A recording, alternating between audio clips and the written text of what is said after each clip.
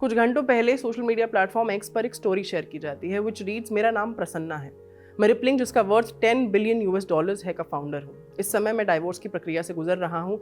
मैं चेन्नई पुलिस से बचने के लिए तमिलनाडु के बाहर छुपा हूँ। ये मेरी कहानी है। ऐसे किसी भी मुद्दे के उठने पर दो नामों का दिमाग में कौंधना लाजमी है, अतुल सुभाष और मानव शर्मा। इन दोनों की कहानी अन्याय और पीड़ा का प्रतीक है। जहां एक ने अपने अधिकारों के लिए लड़ते हुए सब गंवा दिया, वहीं दूसरे को बेगुनाह होते हुए भी यातनाएं झेलनी पड़ी। मौजूदा सिस्टम की बेरुखी, समाज की चुप्पी ने उन्हें गहरे जख्म दिए, पर ऐसी कहानियां सिर्फ दो लोगों की तो नहीं, एक और अतुल या मानव की बलि न चढ़े। शायद इसीलिए प्रसन्ना द्वारा दिए गए ट्वीट्स ने न केवल तूल पकड़ा, पर उन्हें एक्स पर लोगों का सपोर्ट भी लगातार मिल रहा है। प्रसन्ना के पहले ट्वीट के नीचे एक सीरीज ऑफ ट्वीट्स है जिनमें वो अपनी आप बीती बता रहे हैं। अगर उनकी कही बातें सच हैं तो ये ट्वीट्स आपको सोचने पर मजबूर कर देंगे कि न्याय पाने की लड़ाई कितनी लंबी, मुश्किल और मानसिक रूप से तोड़ने वाली हो सकती है। ट्वीट्स के मुताबिक प्रसन्ना NIT त्रिची ग्रेजुएट हैं जो कॉलेज के दौरान अपनी वाइफ निया, जिनका नाम हमने न्यूज बताने के कन्वीनियंस के लिए बदल दिया है, से मिले थे। उस वक्त वे कॉलेज के बेस्ट कोडर थे, तो कुछ समय बाद उन्होंने खुद की टेक्नोलॉजी कंपनीज खोलने के लिए अमेरिका का रुख किया। उनकी शादी को 10 साल हो चुके थे और उनका 9 साल का एक बेटा भी है। हाल ही में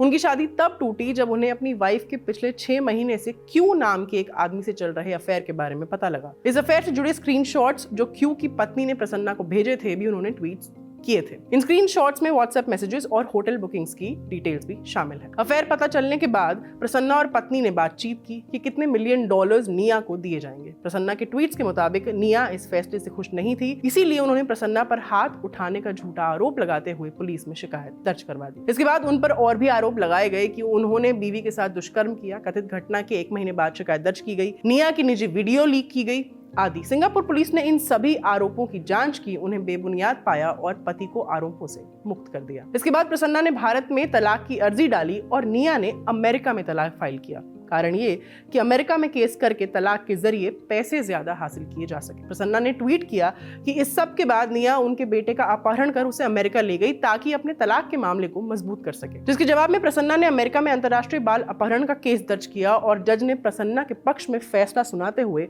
बच्चे को वापस भेजने का आदेश दिया। इस फैसले का स्क्रीनशॉट भी उन्होंने ट्विटर पर साझा किया।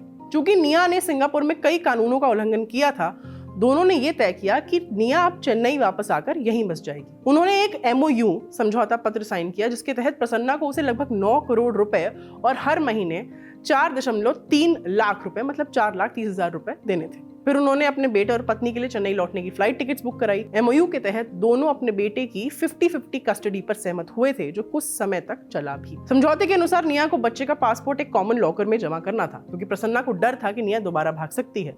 लेकिन पत्नी ने इस नियम का पालन करने से साफ इनकार कर दिया। फिर उसने दावा करना शुरू किया कि MOU मान्य नहीं है, उसे और पैसे चाहिए और वो फिर से अमेरिका जाकर तलाक का मामला दर्ज करेगी। परेशान होकर प्रसन्ना ने अदालत का रुख किया और कहा कि मैं अपने बच्चे को तभी लौटाऊंगा जब उसका पासपोर्ट लॉकर में जमा किया जाएगा। लेकिन निया अदालत में पेश नहीं हुई। इसके बजाय वह रात 10 बजे जिस होटल में प्रसन्ना और उनके बेटे रुके थे वहां पहुंची। उसने बेटे को लॉबी में बुलाने की कोशिश की, जो नाकाम रही। इसके बाद पुलिस को बुलाया गया और प्रसन्ना के खिलाफ बच्चे के अपहरण की शिकायत दर्ज कर दी गई। पुलिस उन तक पहुंचती उससे पहले ही प्रसन्ना अपने बेटे के साथ निकलने में कामयाब रहा। ये सारी जानकारी उन्होंने खुद ट्वीट्स के जरिए दी है।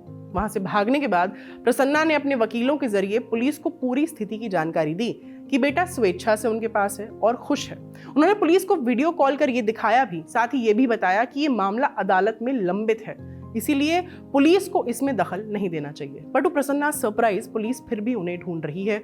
उनकी मां के घर पर छापा मारा गया और पूछताछ की गई। इसके अलावा उनके एक दोस्त गोकुल, जिसने प्रसन्ना को बच्चे को लाने में मदद की थी, उसे धमकाया गया कि अगर उसने प्रसन्ना की लोकेशन नहीं बताई तो उसे मुख्य आरोपी बना दिया जाएगा। डर के मारे गोकुल बेंगलुरु चला गया और पुलिस से कहा कि ये पति पत्नी के बीच का मामला है, उसे इसमें ना घसीटा जाए। लेकिन इसके बावजूद पुलिस बगैर वारंट या किसी कानूनी दस्तावेज के सादे कपड़ों में बेंगलुरु पहुंची, गोकुल को जबरदस्ती उठा लिया और चेन्नई ले आई। आगे प्रसन्ना बताते हैं कि गोकुल पिछले 3 दिन से बिना किसी FIR कस्टडी में है। वे गोकुल से कह रहे हैं, पुलिस गोकुल से कह रही है कि अगर उसका दोस्त आत्मसमर्पण नहीं करता तो उसे परेशान किया जाएगा। उसे अब तक किसी मजिस्ट्रेट के सामने भी पेश नहीं किया गया। इसके बजाय हर सुबह उसे पुलिस स्टेशन बुलाया जाता है, पूरे दिन बैठा कर रखा जाता है और रात को छोड़ दिया जाता है। अब नया दबाव ये कि अगर प्रसन्ना अपने ट्विटर पोस्ट डिलीट नहीं करता तो गोकुल को और मुश्किलों का सामना करना पड़ सकता है। पुलिस ने उसे साफ तौर पर कह दिया है कि वे प्रसन्ना को ढूंढ लेंगे और मीडिया में जाने की सजा देंगे। प्रसन्ना आगे बताते हैं, सोमवार को मैं अदालत में हमें परेशान न किया जाए की याचिका दायर करूंगा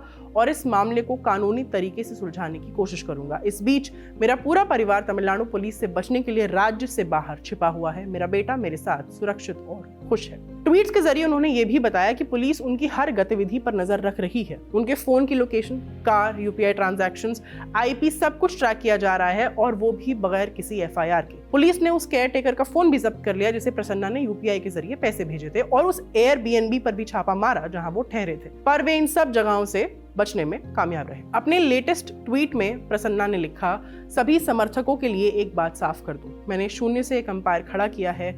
मैं इस सब का सामना कर सकता हूं, चाहे दूसरी तरफ पूरा राज्य ही क्यों ना खड़ा हो।